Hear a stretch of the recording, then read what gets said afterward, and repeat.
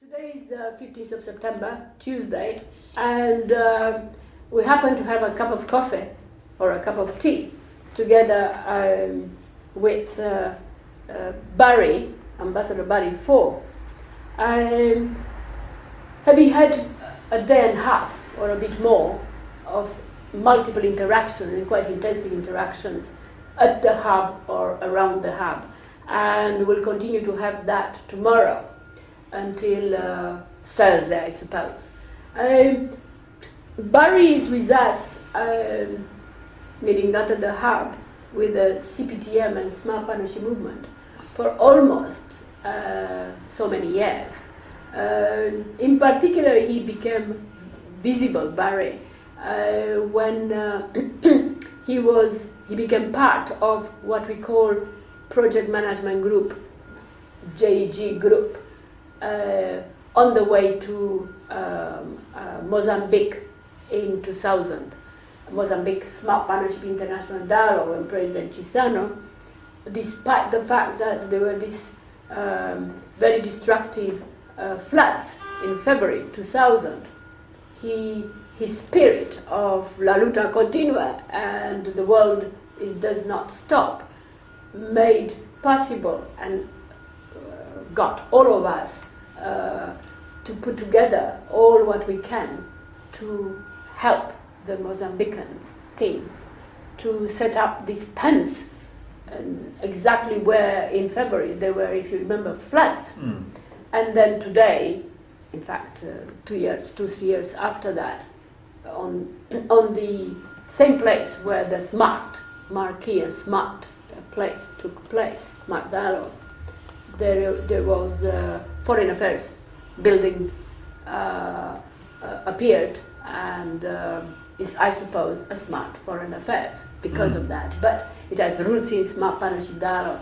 But that is when we had quite a challenge, and it wasn't unusual because these were kind of not man-made challenges. There are quite a lot of man-made challenges lately, which I wanted to come to introduce the reason why I wanted to talk. But floods, disasters, particularly in the kind of small countries or small islands due to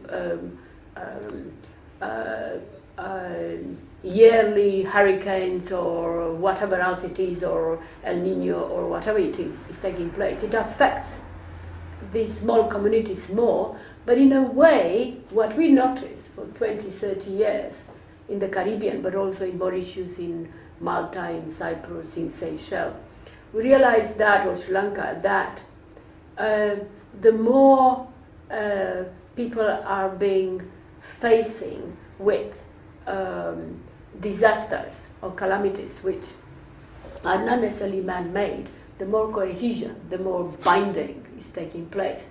Now the question was, would it be possible that through smart partnership you don't need necessarily to be approached, to be exposed to disasters, so that this cohesion to take place? And that is where again we remember very clearly Professor Peter Saracino-Ingroth, who made a case about the equity and the binding among the smart partners individuals in the smart partnership movement as a movement, and the value therefore of it. So Barry, you are today, probably you'll tell us where are you today and what you do in the government of Seychelles. We know you also because of many country activities or initiatives, including Vision and National Institute for Science Technology launch around the new chief executive who came with us in December. But Seychelles is present within the smart partnership movement with its own characteristics and the people that are associated with, and you are a representative of it, not in formal sense, which you also are as a government of Seychelles, representing governments from the Commonwealth who contribute on the CPTM board alongside Namibia and Malaysia.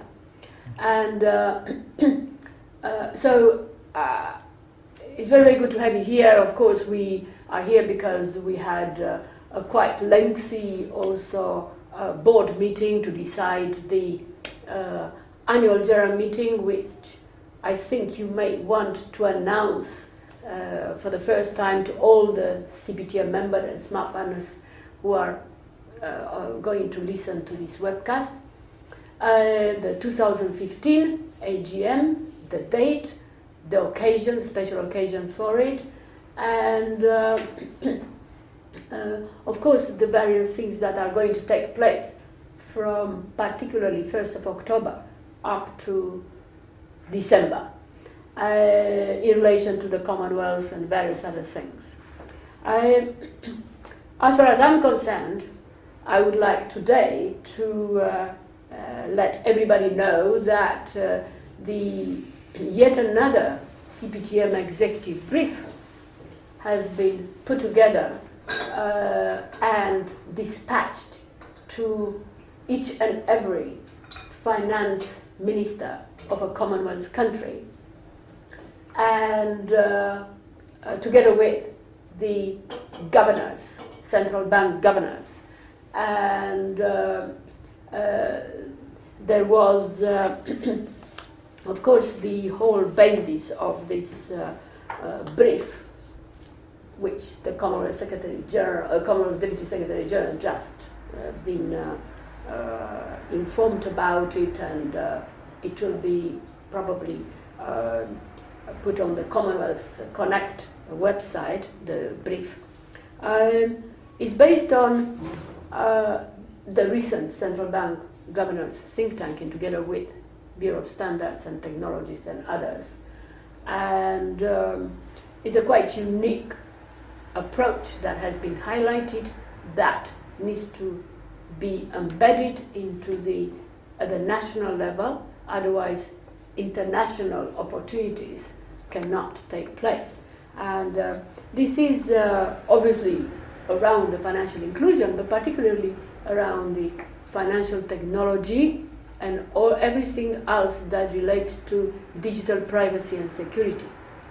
So it is this brief to the finance ministers and to the central bank governors, based on their own actual work rather than consultants and all that, is more or less a precursor of what it looks like within CPTM. The focus might take place around the various dimensions of emerging digital challenges and opportunities within visions, within standards, within technology itself, within banks, within national statistical offices, and so on. So we hope that by the end of the year, around 1st of December, if we can, we will have a framework for those kind of issues which have to be approached in a smart partnership integrated way. So, yes, today we are releasing the CPTM brief together with the specific recommendation. I won't go into it.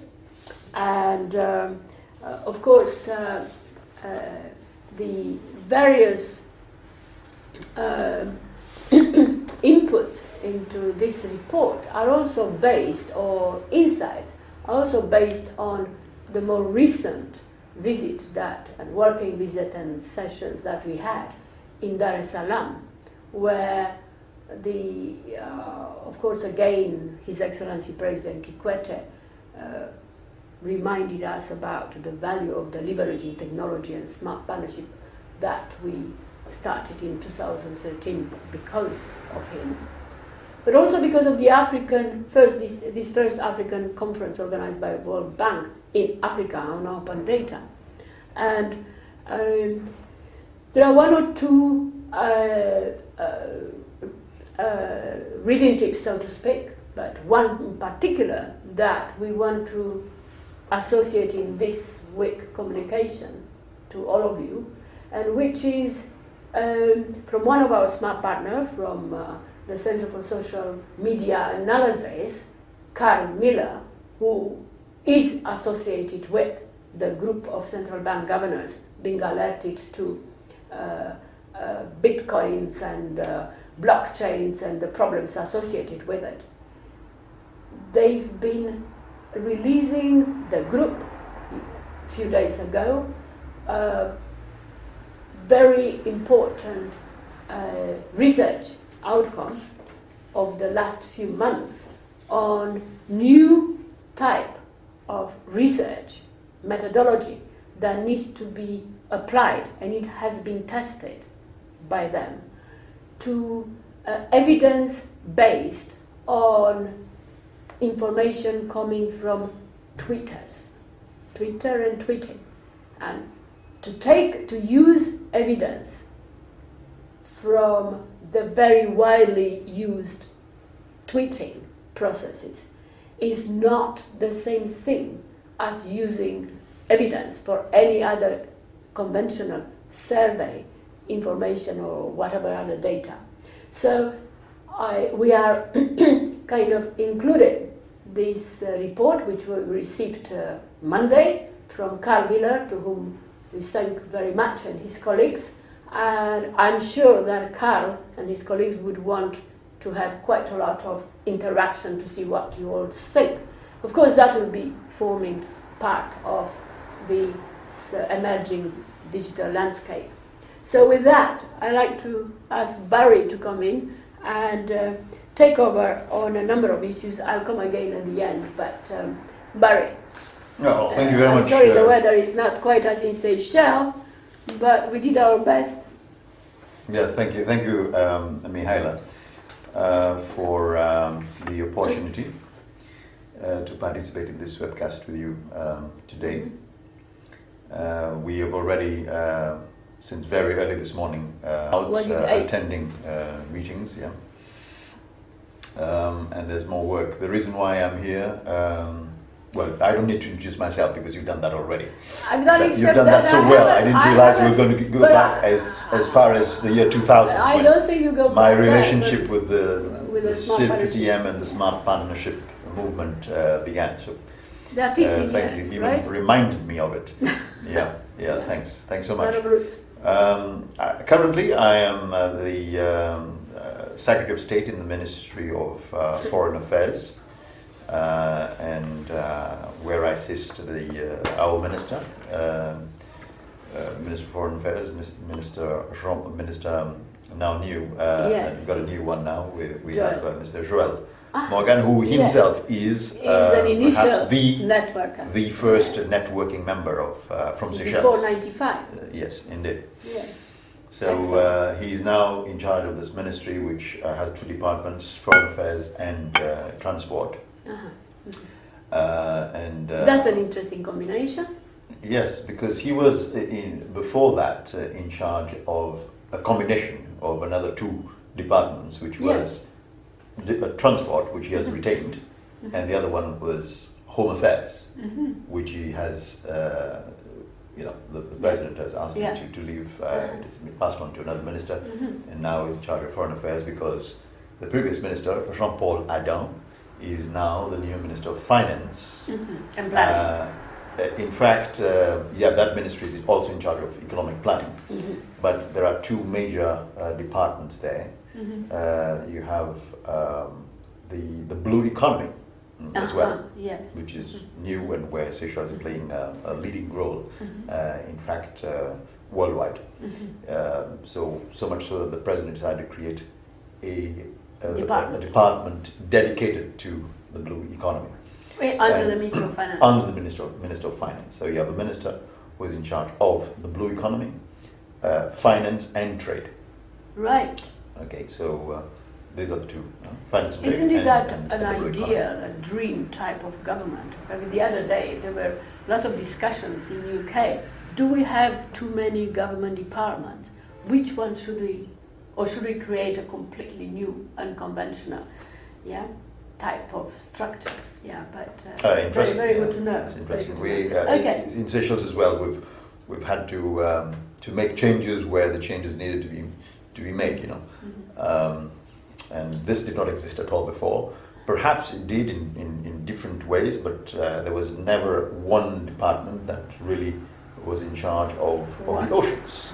But here it's not just the oceans, but we are really talking about Finance. Sustainable development in the sphere of the oceans. Are basically. you likely to go to UN? You're talking that terms, the sustainable development. Of course, I'm very happy to say that Yes. it is already part of the post-2020, post-2015 Yes. development goals. You know, Uh-huh. the SDG. It's goal number 14, in fact. Mhm. The ocean development.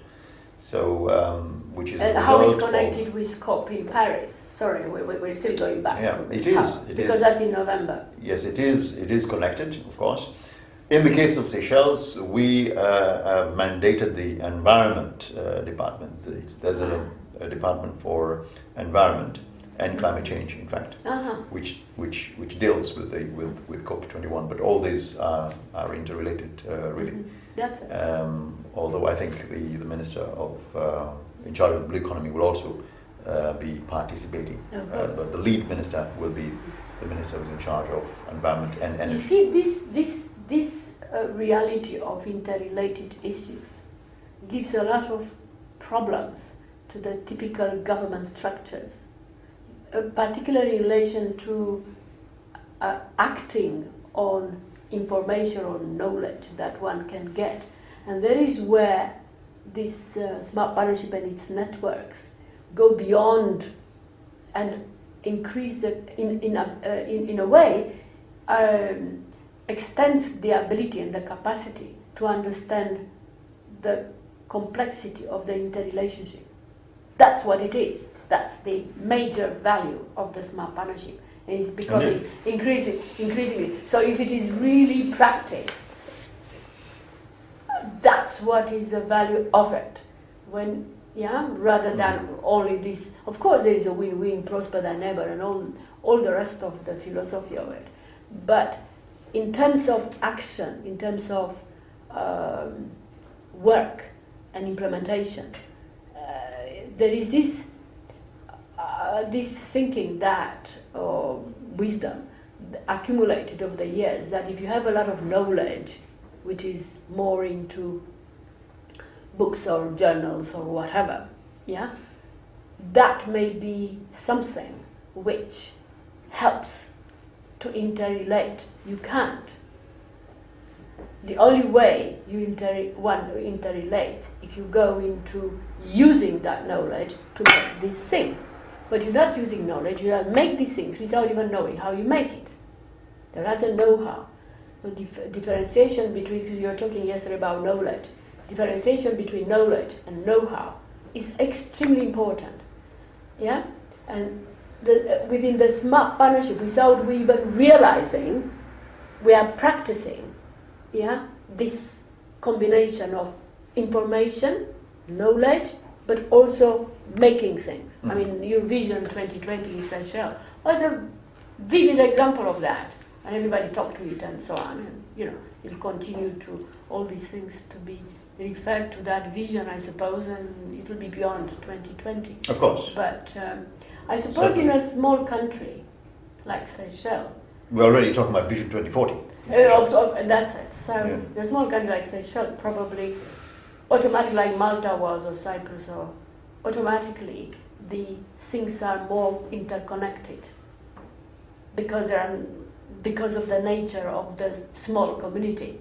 So it's difficult to disaggregate various departments with one sole, but then it's sole mandate, environment or transport or foreign affairs.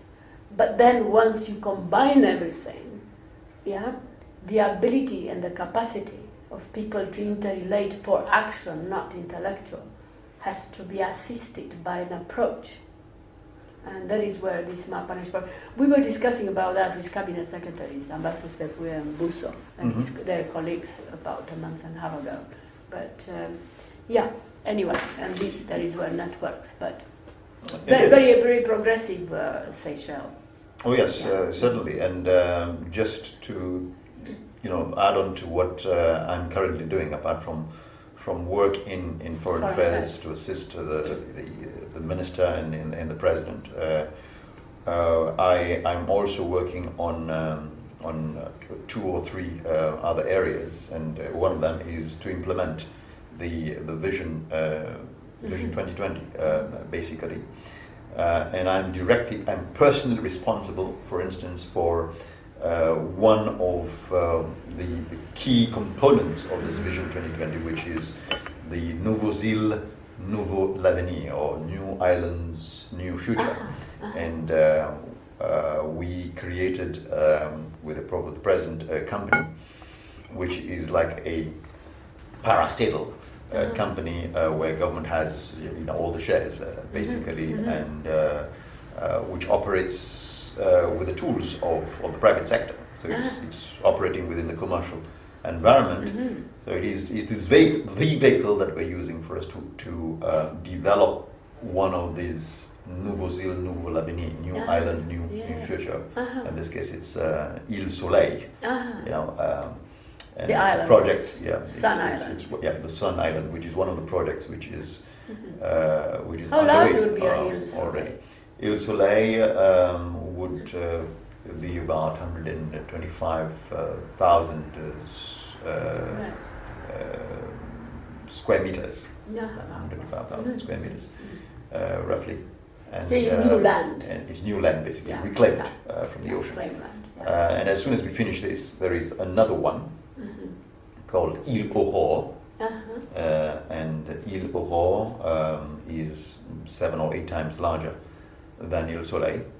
And it is also part of a newly approved development plan called the Seychelles Land Use, Seychelles Strategic Land Use and Development Plan, which has made changes to the land use plan of Île Aurore, which was presented in the Expo 2020. That's it what is I was also reclaimed land. It existed then in Expo 2020 and was part of Nouveaux Îles, Nouveau l'Avenir. But just to show you that how things evolved.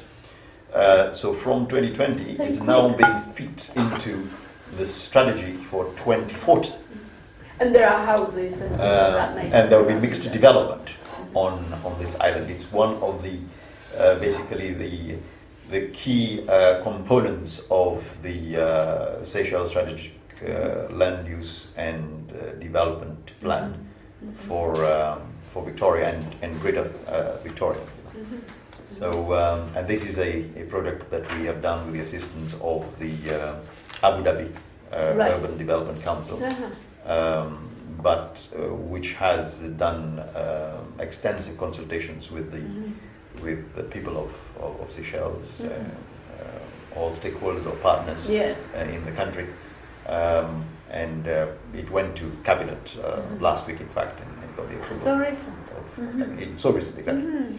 But as soon as government gives us the go-ahead, we will also take on Île Aurore, because this one, Île Soleil, is safely on its way. Well, I mean, I don't know where is Gwenya, but you will love, as an architect, to come to see that, be part of the beginning. Yeah, and people like this, to see him, Gwenya and so on. Yeah, it's quite a dream for anybody to have a reclaimed land where, another thing that we are doing is for which I'm personally responsible for, is in the blue economy sector here, is blue economy, exploration of petroleum, oceans. Oceans, basically.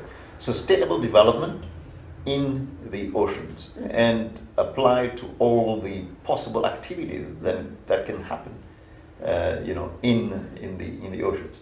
So for economic prosperity, for economic opportunity, and all under the badge of sustainability. You see, so. And that is petroleum, in this case, petroleum and petroleum and gas exploration. There's a company created by government a few years ago called Petro Seychelles. All right, and I chair Petro Seychelles. We've got an excellent management team led by Mr. Eddie Bell, whom you probably met in Seychelles during the national dialogue, smart partnership dialogue that took place in 2011 in Seychelles. Petro Seychelles, however, has the mandate to ensure that the highest standards of environmental protection are used in precisely carrying out one of the functions, of the blue economy in Seychelles, which is if oil is discovered, that it is exploited in such a way that the environment, the pristine environment of Seychelles, is not affected. But I would also move on to a second example, of So you are chairman? I'm chairman of Petro Seychelles. No, I'm chairman of Petro Seychelles, which is local. Okay. But the other one I briefed you before is this joint management zone over Side Mala between Mauritius and Seychelles, which is about 395,000 square kilometers of ocean over the Side Mala. Rights which he won in 2009 after we'd made a joint bid, Mauritius and Seychelles, to the UN CLOS, the United Nations Convention on the Laws of the Sea. And since then we've been working on implementing, this joint management zone. And I am have recently been appointed by the President of Seychelles as one of the commissioners on this joint commission which will oversee the management of this zone, under the leadership of the Joint Council. So that is also an example of a smart partnership approach in action, basically.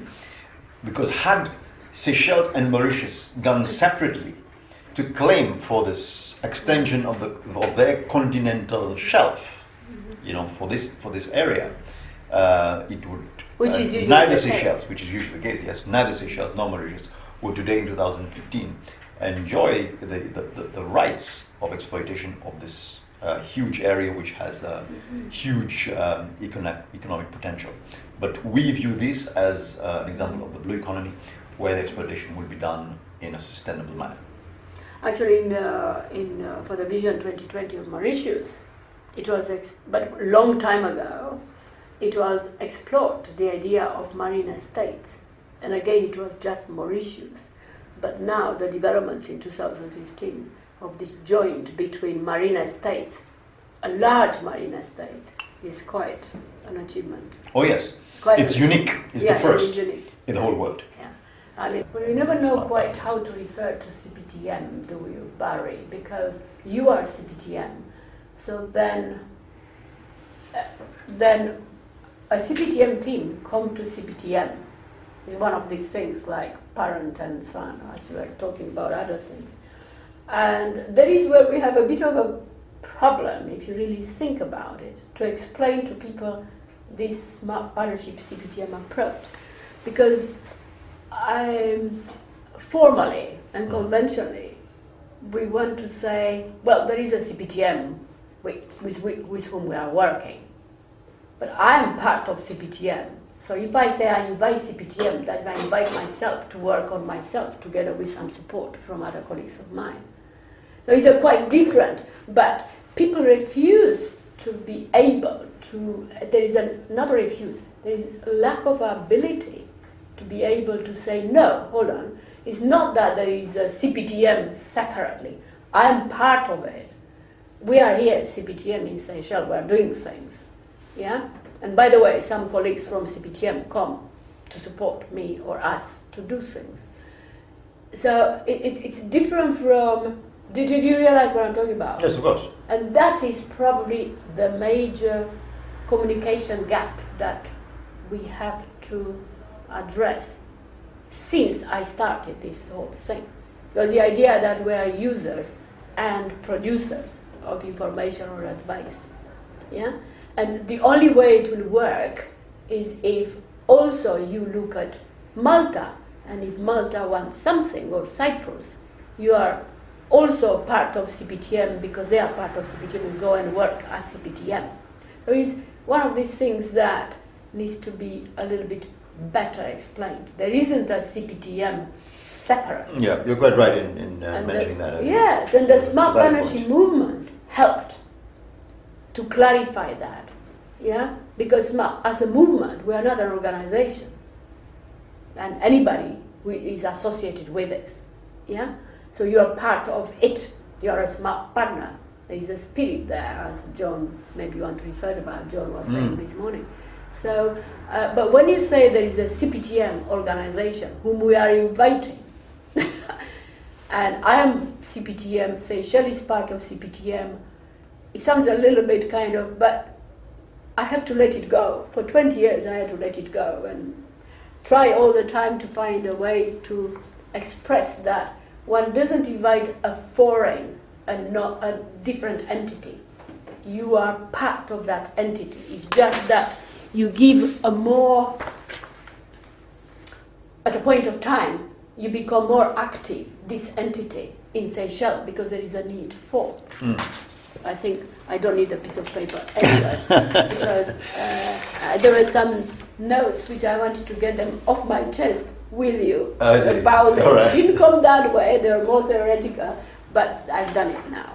Okay. So there is this point, just to finish it off, of the value of the CPTM with the, by the way, of Seychelles, and the Smart Partnership movement, yeah, in relation to what is happening and how it does happen, how does it become visible in a country, yeah? I mean, what we have here is kind of, these are briefing papers. We are almost there. Our team, the engine, is almost there. End of September comes. Yes. And we finish with all these very, very intensive, 15 or so, Joseph, I don't know, briefs. By the end of September, beginning of October, we've done it. So we need to focus then on the 1st of December and so on. I shouldn't have said it, you're going to have to say it. But there is the anniversary, yeah?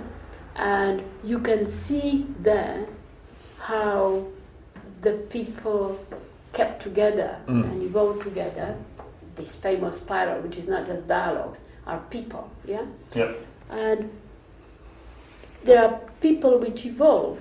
So it's not that this ball, if this is CPTM, suddenly is invited to, as an organization, to Seychelles. No. This ball, buckyball, with many people, suddenly becomes Seychelles. That's why I'm turning it towards Seychelles, yeah. Yes. Yeah. Yeah. Yeah. So, yeah. So, and it's not that here where we are, the Smart Partners Hub, yeah, is the one that conducts everything, but is an essential feature of any group like this, any network, any movement. Yeah, it's not on the top, it's not directing. So I don't know, the CPTM board, therefore, which will have 20 years by... Yeah, indeed. It's a very important moment in the development of, of the CPTM. We are celebrating 20 years this year. And it's both CPTM and the Smart Partnership movement. Yes, yes, indeed. We are celebrating 20 years this year. And in fact, we are celebrating it concretely on the 1st of December. We will be having our annual general meeting then, which will also follow with a number of activities from the 1st of December to the 3rd of December. And of course, our smart partners will be here in London. We'll be all invited. You'll all be invited. Yeah. We will all be invited. This is the same. Who is inviting? We will be invited. We will therefore have the chance for us to interact closely here at the hub. And it follows the Commonwealth heads of government in Malta. Indeed. So we have the heads of government who will be meeting up to the 28th of November, and then we have the COP21 summit in Paris on the 30th of November. So we expect our leaders to move from Malta to Paris, and then from Paris they could some of them fellows may wish to come to London for the celebrations of our 20th anniversary, and that is a date that you would need to insert in your diaries, in our diaries, okay, on the 1st of December, 1st to 3rd of December. Okay, very good. Yeah. Mm-hmm. So you were saying that we are also here for some other business. Maybe you'd like to elaborate on that. No. Well, I suppose one of the things was the announcement of the 1st of December was the decision with various consideration of the CPTM board, which took place yesterday. Yeah? So that was one extensive CPTM board. And then because the Commonwealth Heads of Government, maybe you mentioned about that, meeting will take place in Malta. And in fact, there is a brief that is being prepared, that will be released any time now for the heads, which will be sent to the heads and to the ministers of foreign affairs and to the high commissions here in London. Yeah. Actually, the process is that the Commonwealth foreign affairs ministers are meeting, I understand, before the senior officials will meet and before the actual summit of the Commonwealth Heads of Government in November. So they will be meeting the Commonwealth Foreign Affairs in New York on the margins of the UN General Assembly from 19th of September onwards. So this written brief and some recommendations will need to be available to some of them. And obviously one of the issues that is paid attention to is strengthening the ability to raise the value of CPTM as a resource to the Commonwealth. And that's something which there are one or two challenges there, and that's the reason why you also came here on behalf of the group, so that we're trying to address some of those challenges through the channels that we've been offered. Tomorrow, for instance. But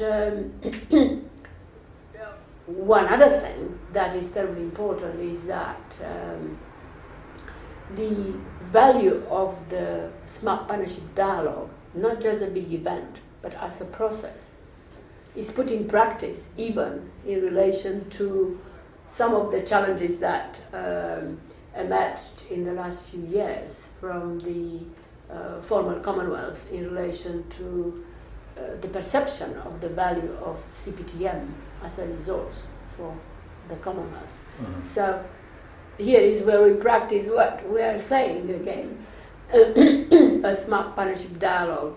Yeah. So hopefully. Yeah, the CPTM has always been very active in the. I think it's a point that we need to make. The CPTM has always been active in the Commonwealth. The CPTM was created itself by the CHOGM, the Commonwealth Heads of State and Government. In fact, if you 20 years ago. But in fact, it was created. Again, there is this kind of perception of you paint an icon and then you pray to it. In fact, the CPTM, the essence, the roots of CPTM, was created by members. Members, yeah. Like everybody, but the attention was paid because of the impact and the power of this approach. Attention was paid by political kind of leaders who said, well, this is a new approach which could go alongside other approaches that come in the Commonwealth. Yeah, as John said, we met with John Mayer this morning, one of our directors on the board, and one of the things that he has that he appreciates so much with the CPTM and the smart partnership approach is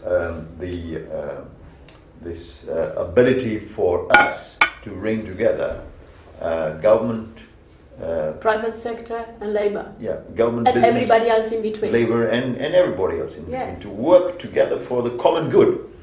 I mean, this is And the common good, he was saying, is one of the fundamental values of the Commonwealth, referring to what the Queen always says. That's Her Majesty, yeah. Yes, Her Majesty the Queen always says. And it's the common good. We're doing things for the common good. It looks like we're rehearsing on the webcast for tomorrow. For goodwill. So it's that's what we're doing. You know, bringing together all the partners, giving a voice to all the partners, and this is not excluding, embracing all, and it's through this interaction that you had referred to when we were talking about, you know, how do you structure government, you know, you know, so delivery is taking place. Yes. Yeah. Exactly. Yeah. So this is one of the fundamental strengths of the CPTM and the Smart Partnership Way. I was saying that we have been present all this time, and there were, especially in the very beginning, I still see the CPTM still preparing briefs for the Commonwealth heads of government, Commonwealth heads of government, for the finance ministers, for the governors, you know, all in the Commonwealth, very, very active. But there were times when the chairman himself, Dr. Omar, would attend the Shogun and present reports to the Shogun. The communique would make reference to the report of the CPTM, would support the CPTM, and would encourage members to continue to participate in the CPTM. You're saying that this stopped in 2009, unfortunately. Well, I mean, the participation. We are here to see how this can be revived. Correct. Because there are so many benefits that the CPTM is bringing and can continue to bring, has brought, is bringing, and can continue to bring basically to the Commonwealth. For the common good. Yeah, for the common good. And it's a progressive approach. But okay, well, I suppose I'll go back to these Commonwealth finance ministers. Yes. Yeah, and to say that, as usual, all the smart partners from each and every country, be it Caribbean in the web, or the Southern Africa, East Africa, West Africa, Mediterranean, and East Asian, each and every Commonwealth finance minister, including developed and developing countries, have been made aware about, including recommendation about this emerging insights from central bank governors and others who joined them, and they are very relevant to the actual theme that the Commonwealth finance minister this year, part of it, has set up for themselves. They will be meeting, by the way, as you'll see, in Peru, as usually, joining, not as usually, but joining the IMF and World Bank. Otherwise they meet quite often in Washington, but lately.